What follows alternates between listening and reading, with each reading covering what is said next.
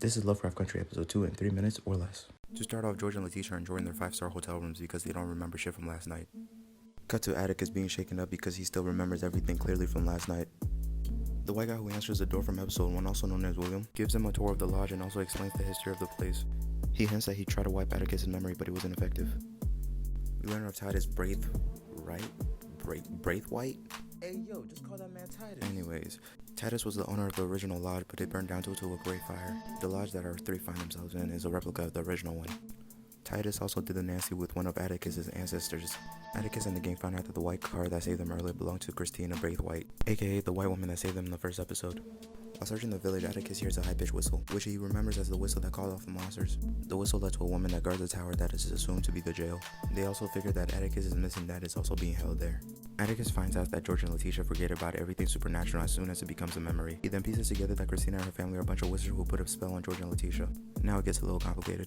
Alright, so there's this guy named Samuel. He's the leader of a cult of wizards and he's also Christina's father. He wants to become immortal by opening the portal to the Garden of Eden, but to do so he needs Atticus' help.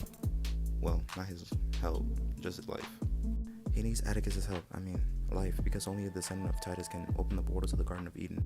We find out that Atticus is a descendant of Titus because his great ancestor Hannah was impregnated by Titus. After Atticus and the gang find out that Atticus is a descendant of Titus, they try to use that power to escape. But first they needed to save Montrose, Atticus' father, who was in jail at the time. They save Montrose, but I hate this guy.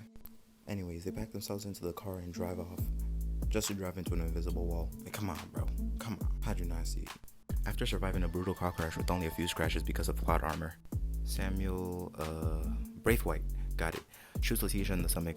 Letitia passes out because of the bullet wound. Samuel then forces Atticus to perform the ritual that opened the Garden of Eden. Atticus begs Christina to save Letitia. Christina didn't want to do it at first, but she reversed that bullet wound into George, saving Letitia. Christina likes Atticus so much that before the ritual she gave him a ring. During the ritual, the ring protects Atticus and destroys the lodge, killing most of the cult wizards and of course, Samuel. George died of blood loss while trying to make it out of the... He's dead? Dead? Damn. Okay. As the lodge crumbles, Atticus runs after a dead ancestor? A ghost of a dead ancestor. Wait, a pregnant ghost of a dead ancestor. Whew, okay. Thank you. That's it. You're not caught up with the second episode of Lovecraft Country. Adios.